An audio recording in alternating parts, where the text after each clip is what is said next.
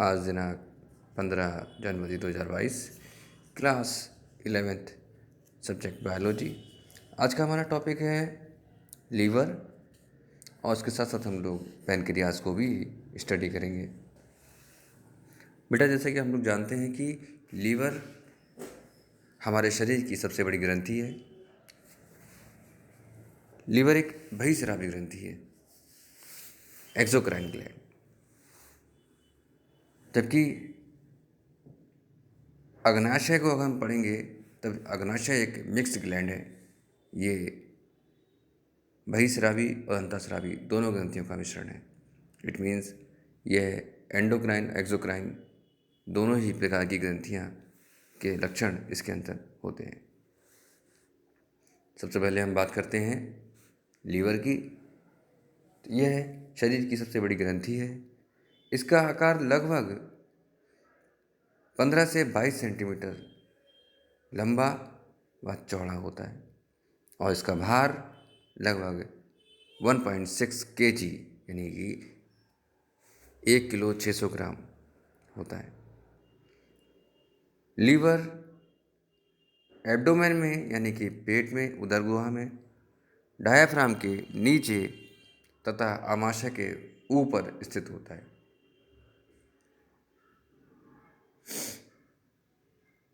मनुष्य का लीवर ठोस,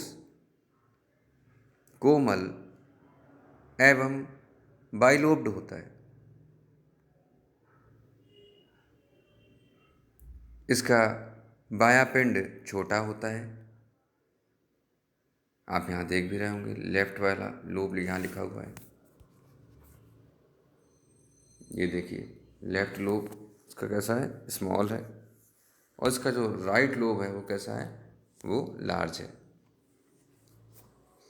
तो लार्ज है तो लार्ज वाले में ही ज़्यादा काम होगा, स्मॉल वाले में कम काम होगा। सही बात है ये। इसका दायां पिंड छोटा और बायां पिंड छोटा और दायां पिंड बड़ा होता है। दायां पिंड भी जो है 3 पिंडों से बना होता है।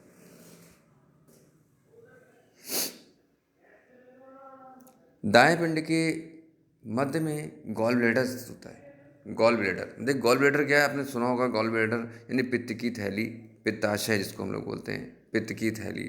तो ज़्यादा मात्रा में इसको बड़ा है तो काम ज़्यादा ही करना है। तो गॉल ब्लैडर कहाँ स्थित है, ये राइट लोब में है। इसको आप याद रखिएगा हमेशा। यकृत के यानी कि जो लीवर है के पिंड अनेक बहुभुजी पिंडकों से बने होते हैं। इन्हें ग्लिसन्स कैप्सूल्स भी कहते हैं। Glisson's capsule.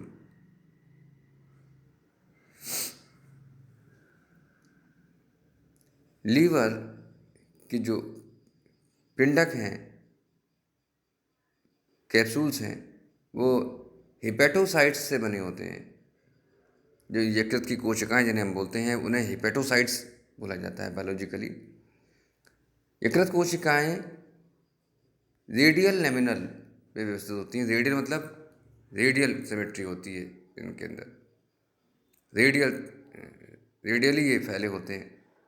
इनके मध्य स्थान पर, इनके मध्य में स्थान पर कुफ्फर कोशिकाएं होती हैं। कुफ्फर कोशिकाएं इसके अंदर का पार्ट है। ये जो आपका इसका जो पार्ट दिखाई दे रहा है आपका, जो लेफ्ट से इधर साइड देखेंगे तो आप राइट लोब है। इस राइट लोब में भीतर का भाग जो है, इसमें कुछ कोशिकाएं बन जाती हैं जिन्हें हम कुफ्फर कोशिकाएं कहते हैं। और कुफ्फर कोशिकाएं क्या काम करती हैं, ये फैगोसाइटिक होती हैं। ये जितने भी हानिकारक माइक्रोब्स हैं इनको ख़त्म करने का काम करती है, नष्ट कर देगी।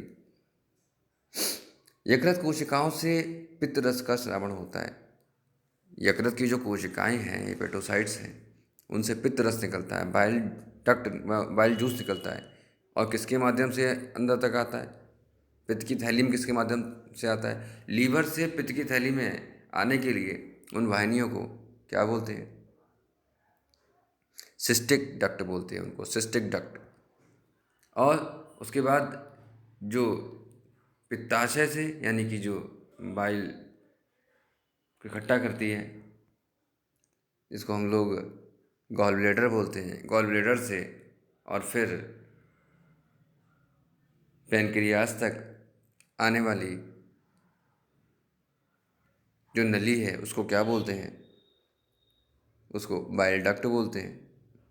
ये कॉमन बाइल डक्ट होती है जो पैनक्रियाज के साथ साथ आती हुई और फिर ग्रहणी में यानी ड्यूडेनम में अपना स्राव छोड़ देती है, जिसे हम लोग बाइल जूस कहते हैं। बाइल जूस वसा का इमल्सिफिकेशन करता है और पाचन में सहायता करता है। इमल्सिफाइड करता है, वसा के कणुओं को, छोटे छोटे कणों को तोड़ देता है। इसके बाद है अग्न्याशय यानी कि पैनक्रियाज। डियर स्टूडेंट्स, पैनक्रियाज एक ऐसी ग्रंथि है जो मिक्स ग्लैंड है।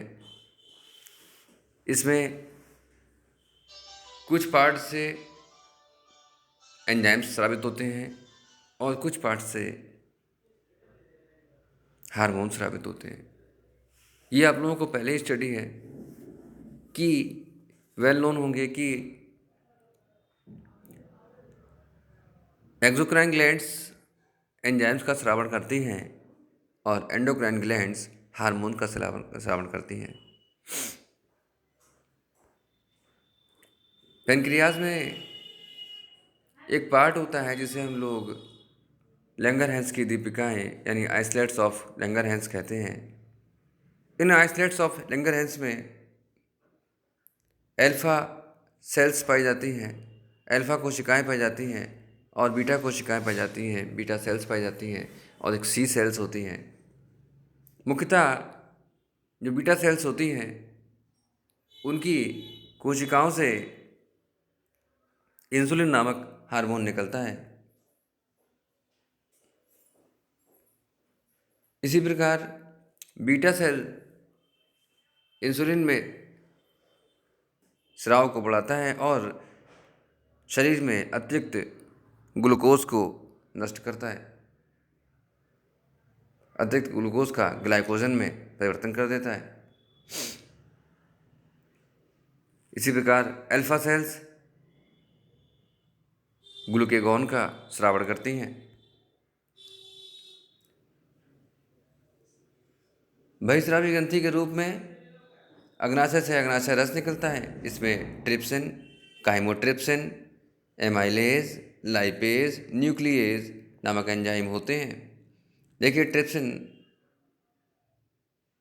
एक ऐसा हार्मोन है जो प्रोटीन का पाचन करता है। इसी प्रकार काइमोट्रिप्सिन एमाइलेज कार्बोहाइड्रेट का पाचन करता है, लाइपेज वसा का पाचन करता है, न्यूक्लिएज न्यूक्लिक एसिड का पाचन करता है। अंतःस्रावी ग्रंथि के बारे में मैंने आपको बता ही दिया कि इंसुलिन और ग्लूकेगॉन निकलता है। ये बहुत ही इम्पोर्टेंट है। इसकी कमी से अगर इंसुलिन की मात्रा कम हो जाए बॉडी में क्या होगा? तब डायबिटीज़ नामक बीमारी हमारे शरीर में हो जाएगी।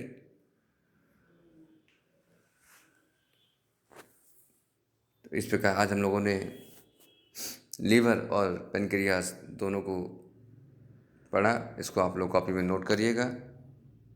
पाचन में इनकी बहुत सहायता होती है, ये पाचक रस निकालते हैं। डायग्राम को भी नोट करिएगा। साथ ही साथ इनके जो नेमिंग है उसको भी करिएगा। जैसे इसमें लीवर ऊपर कहाँ लिखा हुआ है, लीवर है।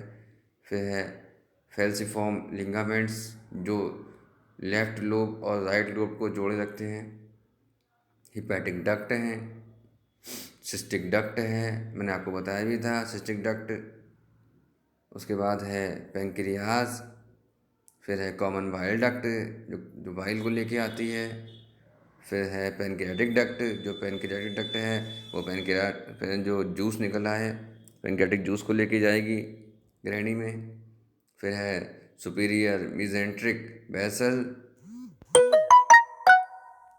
उसके बाद है पेपिला। फिर ड्यूडेनम है, ड्यूडेनम यानी ग्रहणी जिसे बोलते हैं हम लोग। फिर ये राइट लोब और ये गॉल ब्लैडर। इसको आप लोग बनाइएगा, सुंदर डायग्राम बनाइएगा और कॉपी में इसको नोट भी करिएगा, साथ में याद भी करेंगे। Thank you so much.